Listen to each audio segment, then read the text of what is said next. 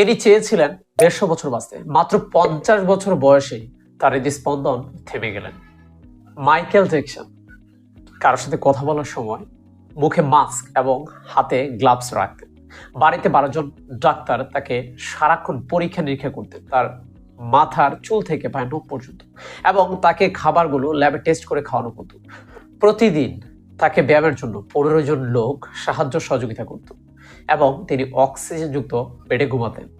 এমনকি নিজের জন্য অর্গান ডোনার রেখেছিলেন, যাতে দরকার পড়লে কিডনি, ফুসফুস, লিভার ইত্যাদি পাওয়া যায়। তিনি ভেবেছিলেন এভাবেই তিনি মৃত্যু থেকে বাঁচবেন, কিন্তু ভাগ্যের কি নির্মম পরিহাস। 2009 সালের 25শে জুন তার হৃৎপিণ্ড হঠাৎ থেমে গেল। 12 জন ডক্টর এবং বাড়িতে কোটি কোটি টাকা রাখা সবকিছুই ব্যর্থ হয়ে গেল।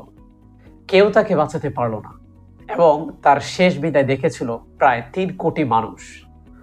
গুগলে ট্রাফিক জ্যাম লেগে গিয়েছিল শুধুমাত্র তাকে সার্চ করার কারণে। কিন্তু তিনি আর ফিরলেন না, কারণ মৃত্যুকে কখনো কেউ হারায়নি, হারানো যাবে না। Universal truth.